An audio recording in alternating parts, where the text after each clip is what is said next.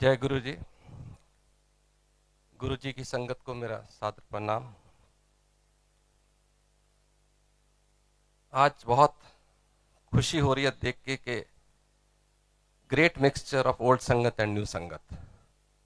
बहुत नई संगत आई, जैसे जनरल कपूर ने बताया कि गुरु जी हमेशा चाहते थे नई संगत आए। मेरे ख्याल में मैनी परिवार को सबसे बड़ी ब्लेसिंग यही है कि उन्होंने आज नई संगत बहुत अच्छे नंबर में अरेंज की है और वो गुरु जी से कल्याण करा के जाएगी। नई संगत के लिए मैं आपको एक चीज बहुत जरूरी समझता हूं बताना। ये मत समझिए कि हम जो लोग इधर आके गुरु जी के बारे में कुछ कह रहे हैं उनका प्रोपेगेंडा कर रहे हैं। जहां हम उनके बिठाए हुए स्पोक्स पर्सन हैं, जहां गुरु जी चाहते थे कि ये फलान फलान आदमी आके नई संगत को इंप्रेस करे, ऐसा कुछ नहीं है। ये तो हम अपने जिंदगी के वो अच्छे लम्हे, वो एक्सपीरियंसेस जो गुरु जी के साथ पहले गुजरे और अभी भी गुजर रहे हैं, उनको सिर्फ शेयर करते हैं आपके साथ। आप उन एक्सपीरियंसेस को शेयर करते करते उसमें क्या मैसेज लें, क्या विश्वास लें, क्या आप उसके ऊपर गुरु जी पे फेथ बनाएं, ये सब आपके ऊपर है। हम सिर्फ ये कह सकते हैं कि हमें इतना फेथ हो गया कि आज अगर हम गुरु जी के बारे में जो भी बात करेंगे, नई संगत के लिए बड़े बायस्ड व्यू लगेंगे। वो कहेंगे कि ये आदमी जहां तो बौंदरा है, जहां हिप्नोटाइज हो गया है। तो मैं आपको पक्की बात बताऊं कि मैं भी सर्विस करता हूं, रोज ऑफिस जाता हूं, रूटीन का काम करता हूं, मैं कभी हिप्नोटाइज नहीं हुआ। और आज तक क्योंकि गवर्नमेंट ने मेरे को नौकरी में रखा तो बौंदला भी नहीं हुआ। तो इसलिए सिर्फ यही कह सकता हूं कि गुरु जी के एक्सपीरियंसेस जो हैं हमारी जिंदगी में, जो जो हमने एक्सपीरियंस किए वो शेयर कर रहे हैं। आप उसमें से अपने तरीके से अपना मैसेज लीजिए, अपना फेथ बनाइए।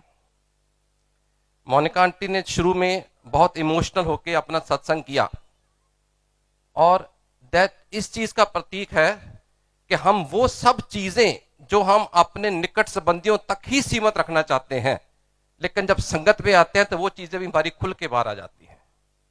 हम कम से कम वो चीजों का आपके साथ शेयर कर लेते हैं जो हमने कभी सोचा नहीं। जो संगत करने आता है, जो सत्संग करने आता है, कोई प्लान नहीं करके आता, रिटर्न स्पीच नहीं लाता। उसके मन में क्या भाव है वही बोलता है जो गुरु जी बुलाते हैं उससे। और इसलिए हमारे मन में देखो, जब मेरे को कहा गया था आपने सत्संग करना है, मेरे मन में इतने एक्सपीरियंसेस है, मेरे को मालूम नहीं था आज 5 मिनट मिलेंगे, 10 मिलेंगे, 15 मिलेंगे, 20 मिलेंगे, जितना टाइम मिलेगा उस हिसाब से एक्सपीरियंस आप शेयर करते जाओगे। लेकिन सबसे बड़ी बात यह कि जो भी संगत यहां आती है, सत्संग के थ्रू एक मैसेज लेके जाती है। हर एक का अपना क्वेश्चन होता है, अपनी क्वेरी होती है, अपनी एप्रीहेंशन होती है, उसके मन में कई डाउट्स होते हैं। ये सत्संग उन सब डाउट्स को क्लियर करता है, क्लैरिफिकेशन देता है, और जो गुरु के साथ करेक्ट होते हैं उनको राइट मैसेज मिल जाता है। अभी तक जो आपने सत्संग सुने, खास करके बहुत सारे, और आगे गुरु जी के ऊपर बुक भी है, फेसबुक भी है, वेबसाइट भी है, सब जगह गुरु जी के बारे में ये चर्चा बहुत हुई है कि गुरु जी ने बहुत लोगों का कल्याण किया। कल्याण इन द सेंस कि उनके कैंसर ठीक कर दिए, उनकी हार्ट प्रॉब्लम ठीक कर दी, उनको नई लाइफ दे दी। लेकिन मैं उससे हट के थोड़ा सा आपको ये बताना चाहूंगा कि गुरुजी ने रोजमर्रा की लाइफ में हर आदमी, हर औरत, हर बच्चे को उस तरीके से अपना के उसकी वो प्रॉब्लम दूर की जो आम लोग समझ भी नहीं पाते। कम से कम मेरे साथ अपना एक्सपीरियंस है। मेरा बेटा लंदन में था, गुरुजी ने उसको ब्लेस करके भेजा था।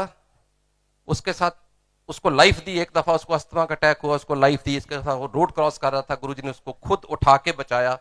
मतलब स्पीडिंग कार के नीचे भी कुछ स्क्रैच नहीं आया। ये छोटी बातें हो गई क्योंकि इसके ऊपर बहुत चर्चा हुई। लेकिन मेरे को जो बड़ी अजीब बात लगी कि जब उसने अपनी एजुकेशन खत्म करके नौकरी वहां शुरू की तो गुरुजी ने उसको ब्लेस किया। 1 साल के बाद वापस आया तो उसने कहा गुरुजी मैं वो नौकरी छोड़ के नई नौकरी ज्वाइन कर रहा हूं। और नई नौकरी इतनी बढ़िया, इतनी अच्छी मल्टीनेशनल कंपनी, इतना नॉन स्विस बैंक कि मतलब उसके लिए लोग तरसते हैं कि नौकरी मिल जाए। तो इसने आके कहा गुरुजी मैं वो ज्वाइन करने लगा हूं। गुरुजी कहते दफा हो जा। We did not know the meaning of दफा हो जा। Most of you may not see. हम सोचे गुस्से में गुरुजी ने बोल दिया, पर ऑब्वियसली इसका मतलब यह था कि ब्लेस नहीं हुए। जहां गुरुजी के ऊपर जो दफा हो जा मीन जो आफत आपके ऊपर, जो आपके ऊपर नेगेटिविटी आ रही, उसको दफा कर दिया। हर तरह की इंटरप्रिटेशन संगत से मिली। समझ नहीं पा रही थी कि क्या हुआ। मेरा बेटा बहुत परेशान कि मैं तो बहुत खुश था, जाके गुरुजी को कहने आया था कि आज मेरे को ये वाली नौकरी मिल गई और गुरुजी ने कहा जा दफा हो जा। एनीवे टाइम बीतता गया, उसने नौकरी ज्वाइन कर ली। 6 महीने हुए थे, अभी प्रोबेशन में था।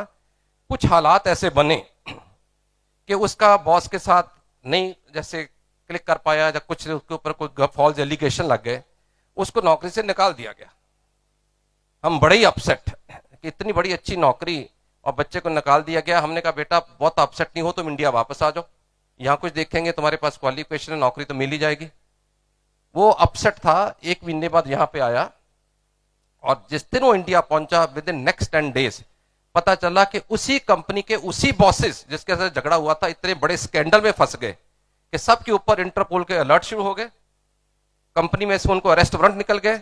सब लोगों को नौकरी से तो खैर निकालना ही था, सबको अपने पाले पड़ गए। गुरुजी ने किस तरीके उस बच्चे की रक्षा की कि ये बच्चा बहुत खुश है कि मेरे को इतनी बड़ी नौकरी मिली, अपने आप तो छोड़ेगा नहीं।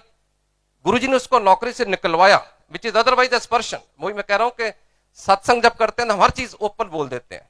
गुरुजी ने उसको वहां बचाया और उसके बाद इंडिया भेज दिया कि ये तो बिल्कुल नया था, कल को इसकी इंक्वायरी होगी, इंटेरोगेशन होगी, तूने क्या क्या किया, इसको तो पता नहीं, इसको भेज दो, उसके बाद सारे का सारा स्कैंडल ओपन कर दो। तो इस तरीके की गुरुजी की महिमा, इस तरीके की गुरुजी की हमारे ऊपर बख्शिश रही।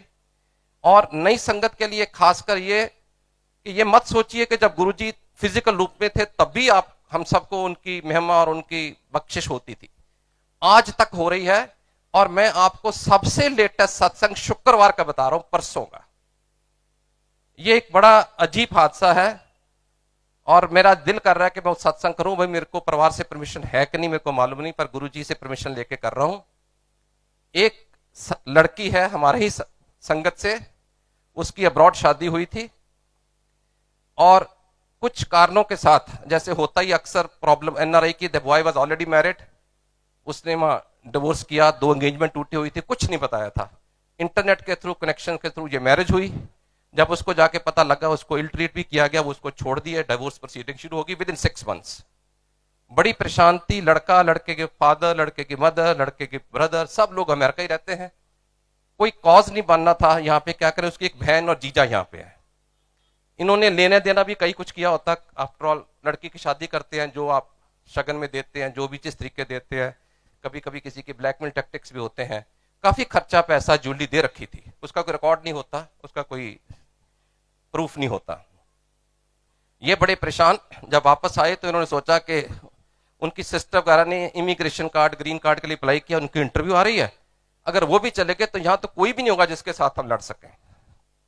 और सिर्फ एक छोटा सा मुद्दा था, अगर हम एफआईआर लॉन्च कर पाए इस केस में कि हमारे साथ चीटिंग हुई है, ही वाज ऑलरेडी मैरिड, तो शायद हम उसकी सिस्टर ब्रदर इन लॉ को रोक पाए, तो कम से कम डिवोर्स तो हो गया, हम अपनी रिकवरी कर पाए पैसे और ज्वेलरी की। इस संकल्प को लेके वो हमारे पास पहुंचे। कोशिश की संगत में सभी लोगों ने, मैंने जिस चीज को कांटेक्ट कर सकता था किया। गुरुजी की कृपा से इतनी कोऑपरेशन मिली। अगर हमने पुलिस कमिश्नर को फोन किया ये मामला, उसने कहा मेरे घर आ जाओ, 1 घंटा वहां बैठ के चाय पी।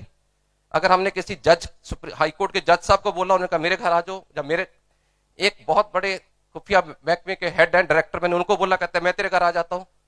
इस तरीके कर करा के हमने वो जो भी कार्रवाई हुई, मैं उस पर डिटेल में नहीं जाऊंगा, लेकिन एक डायरेक्टर प्रोसिक्यूशन होता है जो फैसला करता है कि एफआईआर लॉन्च हो सकती है कि नहीं। और उस केस में पुलिस कमिश्नर तक ने कह दिया था इसमें केस ही नहीं बनता, एफआईआर लॉन्च नहीं हो सकती। और लड़की को गुरुजी का सुपना था, तो फिक्र नहीं कर। और लड़की को गुरुजी पर पूरा फेथ था, परिवार को पूरा फेथ था। और ये फ्राइडे की बात है, परसों की, कि जो डायरेक्टर प्रोसिक्यूशन है दिल्ली गवर्नमेंट में, वो उसको जाके जब उसके फादर ने कहा कि आप फैसला कर दीजिए, लड़की भी डिप्रेशन में, कहते मेरे को लड़की से बात कराओ। कभी ऐसे नहीं हुआ कि कोई जिसको जानता नहीं उसको बात करके कहते बेटे तू फिक्र नहीं कर, तू ऐश कर। ऐसे मानो जैसे गुरुजी खुद बोल रहे हैं अपनी जुबान से। मेरे को ये, क्योंकि मैं इसमें इन्वॉल्व रहा हूं, इसलिए मैं बड़ा इमोशनल होकर कह रहा हूं। उन्होंने कहा, गुरुजी ने कहा, उस डायरेक्टर प्रोसिक्यूशन कहता है बेटा जा तू ऐश कर, और जब तू अमेरिका नेक्स्ट टाइम जाएगी मेरे लिए एक स्पोर्ट्स शू लेके आना। और ये गुरुजी अपनी संगत में अमेरिका वाली लोगों को कहते होते थे, किसने पूछना कि गुरुजी आप लिए क्या लाऊं, उन्होंने कहा एक स्पोर्ट्स शू ले आना। तो इस तरीके गुरुजी की मेहर हुई। और कल मंडे को एफआईआर लॉन्च होगी, मैं आपको आज सत्संग कर रहा हूं। और इस तरीके की बख्शिश गुरुजी की सिर्फ बीमारियों तक, क्योरमेंट तक, एलमेंट तक सीमित नहीं है, आपकी रोज की जिंदगी के अंदर ये आप अगर इसको समझ पाए, भाव समझ पाए, शब्द कीर्तन सुनते हैं आप, गुर पूरे मेरी राख लई, वो हमारी पूरी तरह से रक्षा करता है, पूरी तरह से हमारे साथ रहता है। सिर्फ हमें ही कनेक्शन बनाना है, हमारे में कमी कभी होती है। और जैसे कहा गया, जनरल कपूर ने अभी बताया, किसी ने कहा कि मैं शिरडी साईं बाबा होके आया, जब बाद में एक हफ्ता पहले किसी और महापुरुष के पास गया, गुरुजी ने कभी ये नहीं कहा कि आप इधर मत जाइए उधर मत जाइए। इसको मिस इंटरप्रेट मत करिए जनरल कपूर की स्टेटमेंट को। सिर्फ मतलब ये, जिस पे विश्वास करिए पूरा विश्वास करिए। गुरुजी कहते थे ज्यादा अकाउंट खोलने से, ज्यादा व्रत रखने से आप गुरु के पास, भगवान के पास नहीं पहुंच पाते। एक पे फेथ रखो, एक पे विश्वास करो। और हम जो संगत यहां बैठी है, उनका तो गुरुजी पे विश्वास है ही, तभी आए हैं। और नई संगत को गुजारिश है, एक दफा आप विश्वास करके देखिए, आपको वो मिलेगा, आप वो पाओगे जो आपने जिंदगी में सोचा नहीं होगा। जय गुरु जी।